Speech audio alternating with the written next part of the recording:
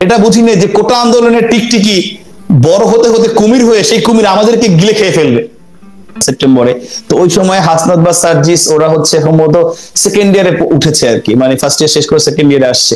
তো একটা এরকম একটা জুনিয়র ছেলেকে চেনার বা জানার কোনো কারণ, সঙ্গত কারণও নেই আমাদের জায়গা থেকে। এবং এখানে শুধু হাসনাত সার্জিস না, আমি সার্জিসকে চিনতাম না কোনো, ওর সাথে আমি পরবর্তী এই রিসেন্ট সময় একটা সেলফি দেখেছি। ওকে আমি আসলে চিন্তা না, ওর বাড়ি যেতে পঞ্চগড়, ঢাকা বিশ্ববিদ্যালয়ের ছাত্রলীগ সাধারণ সম্পাদক ছিলেন তখন সাদ্দাম, ডাক্তার জিএস। তার এলাকার পাশে পাশে বাড়ি হওয়ার কারণে তার সাথে রাজনীতি করতো। এবং সাদ্দামেরও দোষ দিব না, কারণ সার্জিসের বাবা আওয়ামী লীগ পরিবার থেকে বা সরাসরি আওয়ামী লীগ করা লোক, তাকে সাইড দেওয়া এবং ও আপনার ডিবেট করতে ভালো ডিবেটিং এর ইয়ে ছিল, 21 হলের ডিবেট ক্লাব সভাপতি ছিল, সুতরাং ওকে সুযোগ দেওয়াটা এটা খুব যৌক্তিক কারণে দিয়েছে। কিন্তু পরবর্তীতে যদি এক ধরনের বলবো যে বেইমানি করে ছাত্রলীগের সাথে। আর হাসনাতের কথা বলেন, হাসনাতকে আমি চিনতাম না। ওর যখন একটা আপনার জানেন ঢাকা বিশ্ববিদ্যালয় দীর্ঘদিন যাবত যে একটা প্রবলেম ছিল যে রেজিস্টার বিল্ডিং এর যে হয়রানিটা দীর্ঘসূত্রিতা হয়, সেটা নিয়ে অনেকদিন ধরে কথা হচ্ছিল। তো ও যখন এই ইস্যুটা নিয়ে আপনার আমরণ অনশনে বসে রেজিস্টার বিল্ডিং এর সামনে, তখন একজন সাধারণ শিক্ষার্থী হিসেবে আমি ওকে, যে ঢাকা বিশ্ববিদ্যালয়ের শিক্ষার্থী এইভাবে বসছে একটা যৌক্তিক দাবি নিয়ে, আমি সেই দাবির প্রতি সহমর্মিতা জানিয়ে সেখানে গিয়ে সংহত জানিয়েছি। আরো অনেকে জানিয়েছে, আমি জানিয়েছিলাম। যেহেতু ডাকসুর জিএস হিসেবে ঢাকা বিশ্বের শিক্ষার্থীরা আমাকে ভোট দিয়ে নির্বাচিত করেছে, তাদের কেউ একজন, যে কেউ, সে যে দলের বা মতের হোক, সে একজন যদি যৌক্তিক কথা বলে, দাবি জানায়, তার পাশে থাকা আমার দায়িত্ব। এবং এই জায়গাটা আমি আরেকটু অ্যাড করতে চাই। দেখেন যে যখন আক্তার হোসেন, বর্তমান যে নাগরিক কমিটির সদস্য সচিব আক্তার, আমার ডিপার্টমেন্টের ছোট ভাই, তো ও যখন আপনার এসে আপনার আমি যখন ছাত্রলীগের সেক্রেটারি, তখন একটা প্রশ্ন ফাঁস নিয়ে বি ইউনিটের প্রশ্ন ফাঁস হয়ে গিয়েছিল ঢাকা বিশ্ববিদ্যালয়। সেই প্রশ্ন ফাঁস নিয়ে আন্দোলন, ও রাজু ভাস্কর্য ও আয়োগের আমরণ অনুসারে বসছে একজন। তো তখন কিন্তু আমি প্রথম গিয়ে সংহত জানিয়েছিলাম যে যেহেতু তখন আক্তার কে বা পরিচয় কে আমি জানি না, দেখা যাচ্ছে একজন শিক্ষার্থী একটা যৌক্তিক কথা বলেছে, একটা আন্দোলন করেছে, যেটা বঙ্গবন্ধুর আদর্শ, যে একজন হলেও সে যদি ন্যায্য কথা বলে, ন্যায্য পক্ষে থাকে, তার পক্ষে থাকো। তো আমি সবসময় সেই চেষ্টাটা করেছি। আমি কোনো ব্যক্তি দেখি নাই, দেখেছি তার কাজটা কি, তার উদ্দেশ্যটা কি। সে যখন বলেছে আমি বলেছি এটা হতো, এবং আমি বলার কারণে ওই সময় ওর পাশে বসেই আমি কিন্তু প্রক্টর স্যারকে ফোন দিয়েছিলাম যে স্যার এটাকে মানতে হবে, এটা যৌক্তিক, পরীক্ষা আবার হতে হবে। এবং আমাদের বা ছাত্রলীগের পরবর্তী সাদ্দামও সংহত জানিয়েছে, এবং আমার এবং সাদ্দামের চেষ্টায় কিন্তু ওই সময় ওই পরীক্ষাটা আবার হয়েছিল, দাবিটা মেনে নিয়েছিল।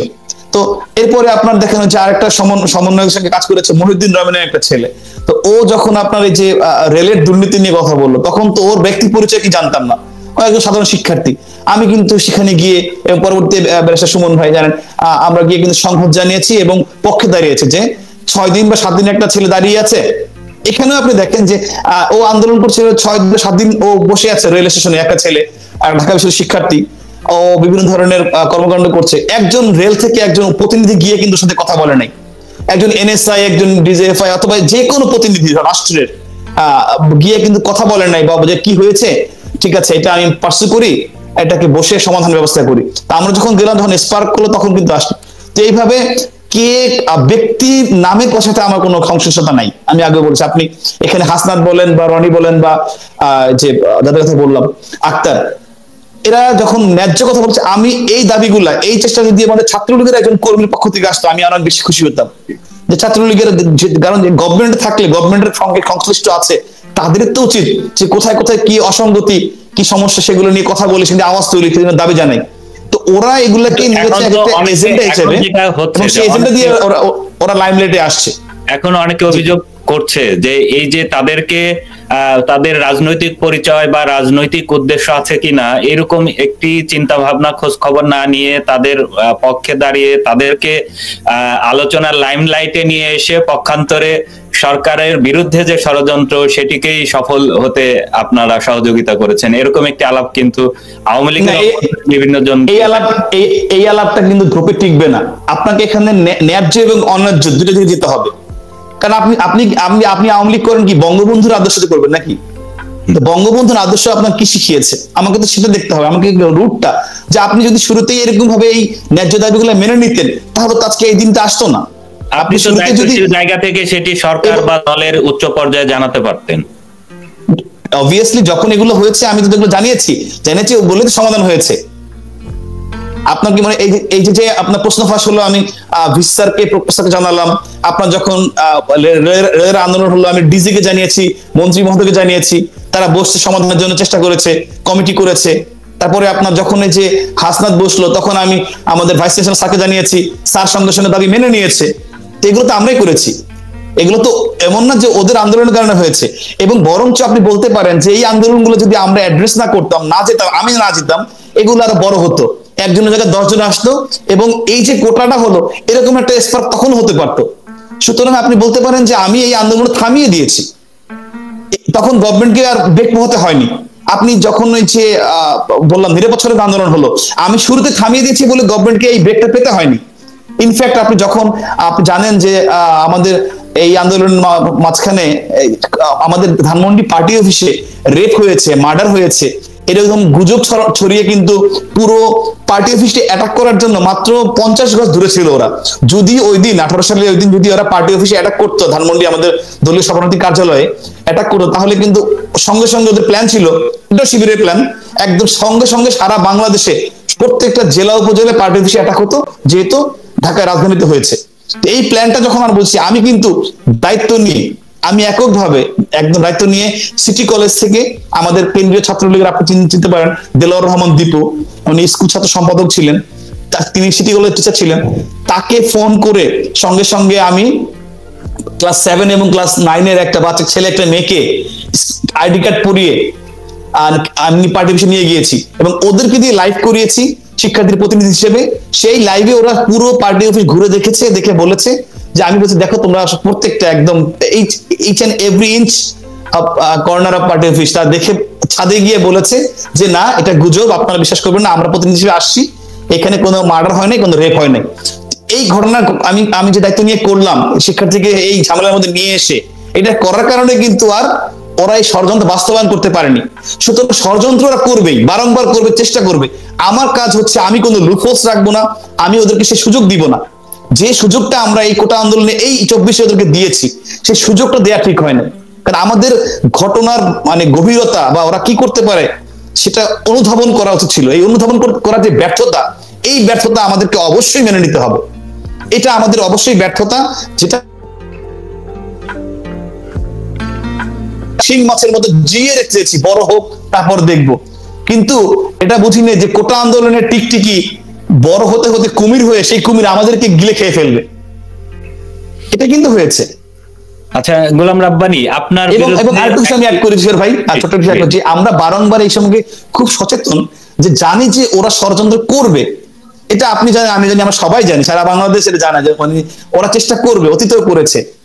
তো সেই যখন আমরা জানি যে আমার প্রতিপক্ষ এখানে একজন দুজন না, এখানে বড় একটা বৃহৎ শক্তি, এখানে বিএনপি আছে, জামাত আছে, আর অনেকগুলো অপশক্তি আছে যারা বারংবার চেষ্টা করে যে কোনো একটা মাধ্যমে ষড়যন্ত্র করে আমাদের বিপদে ফেলার, তো আমরা কেন সেই সুযোগটা দিব, কেন সেই জায়গাটা আমি শুরুতেই কেন সেটাকে শেষ করার জন্য চেষ্টাটা করব না? এটা হচ্ছে আমার মানে আফসোসের জায়গা, কষ্টের জায়গা, হতাশার জায়গা। আচ্ছা, একটি প্রশ্ন বিভিন্ন সময়ে, আমি যেহেতু দীর্ঘদিন আওয়ামী লীগ বিট কভার করেছি, তখনও উঠেছে, এখন এই যে এখন যখন আমরা লাইভ করছি তখনও এই ধরনের প্রশ্ন আসছে, আমাকে মেসেঞ্জারেও অনেকে জানাচ্ছে। প্লিজ প্লিজ এই প্রশ্নটা আমি চাই যে আজকে আপনার কাছ থেকে ব্যাখ্যা জানতে চাচ্ছি। সেটি হলো যে অনেকেই অভিযোগ করছে যে ডাকসুতে জিএস হওয়ার জন্য আপনি সেই সময়ে নুরুল হক নূর তাদের সঙ্গে একটি সমঝোতা করে আপনার দলের যিনি ডাকসুর ভিপি প্রার্থী ছিলেন তাকে পরাজিত করেছিলেন। এটা শতভাগ অসত্য এবং সম্পূর্ণ মন গড়া বানোয়াট একটি অভিযোগ, কল্পনাপ্রসূত, এটার কোনো ন্যূনতম ভিত্তি নাই। এটা আমি একাধিকবার বলেছি, পোস্ট করেও বলেছি, তো আজকে আপনি আবার বলছেন, আবার বলতে হচ্ছে। এটা হচ্ছে যে আসলে এটা নিয়ে আমি বেশি কথা বলতে চাই না, কারণ উপরের দিকে থুতু দিলে নিজের গায়েই পড়ে। এখানে আমরা ঘরের শত্রু বিভীষণের কাছে হেরেছিলাম। আপনাকে শুধু ছোট্ট একটা আমি ডেটা দিই, তাহলে আপনি ক্লিয়ার হয়ে যাবেন। ডাকসুতে শোভন ভোট পেয়েছেন, ভিপি হিসেবে শোভন ভোট পেয়েছে 9,400, আমি ভোট পেয়েছি 10,450 বা সামথিং, মানে আমার 1100 কম ভোটে আমি ব্যবধান। 17টা হল, প্রত্যেকটা হলে গড়ে আমি 30 থেকে 40টা ভোট হচ্ছে বেশি পেয়েছি, এরকম হবে এভারেজে, বা আরো কম হতে পারে এরকম। আর নূর ভোট পেয়েছে 11,300, আমার চেয়ে হয়তো সামথিং বা মানে বেশি, 900 বেশি ভোট পেয়েছে। আর আমাদের সাদ্দাম হোসেন সে ভোট পেয়েছে 15,600। তাহলে সাদ্দামের আমার চেয়ে 5,000 ভোট বেশি পেয়েছে, শোভনের চেয়ে 6,000 ভোট পেয়েছে, নূরের চেয়েও 4,500 ভোট বেশি পেয়েছে, প্রায় 5,000 ভোট বেশি পেয়েছে। সেটা কিভাবে সম্ভব হলো? এই ভোটগুলা কোথায়? এই ভোটগুলো আমরা কেন পাইনি? আপনাকে আরো ইন্টারেস্টিং তথ্য বলি যে এইখানে শামসী নোমান, আমাদের ছোট ভাই, আমাদের ডাকসু থেকে পরিবহন সম্পাদক হয়েছে, গণপরিবহন সম্পাদক, সে পেয়েছে, তার বাড়ি হচ্ছে ময়মনসিংহে, ও ভোট পেয়েছে 12,500। আমার চেয়ে এবং শোভনের চেয়েও প্রায় 1,500 2,000 বেশি। আপনার নিপু তন্নি, ও হচ্ছে আপনার শামসুন্নাহর হলের সেক্রেটারি ছিল, ওর বাড়িও ময়মনসিংহ, ও ভোট পেয়েছে 11,000। মানে আমার চেয়ে এবং শোভনের চেয়ে বেশি। আমাদের প্যানেল থেকে কিন্তু এরা ভোট পেয়েছে, হ্যাঁ, আমাদের প্যানেলে নির্বাচিত। তারপরে হচ্ছে আপনার সাদবিন কাদের চৌধুরী সাদি, আমাদের কমিটিতে ছিল, ও ভোট পেয়েছে প্রায় 13,000। তো ক্যাম্পাসে ওর বাড়ি ফেনি, কিন্তু ক্যাম্পাসে ও একটা বিশেষ এক ছাত্র নেতার খুব ঘনিষ্ঠ, সেটা সবাই জানতো। তো এই 3 জন আমাদের চেয়ে বেশি পেল, এবং সাদ্দাম প্রায় 6,000 ভোট বেশি পেল। এই ভোটটা আমরা পেলাম না কেন? বস্তুত যেটা হয়েছে যে এখানে ঢাকা বিশ্ববিদ্যালয় তৎকালীন নেত্রী যারা ছিল, ওরা মনে করেছে যে ডাকসুতে যদি আমি ভিপি এবং আমি জিএস এবং শোভনজিৎ ভিপি হয়ে যায়, তাহলে ঢাকা বিশ্ববিদ্যালয় ছাত্রলীগটা অনেকটা অপাঙ্ক্তীয় হয়ে যাবে।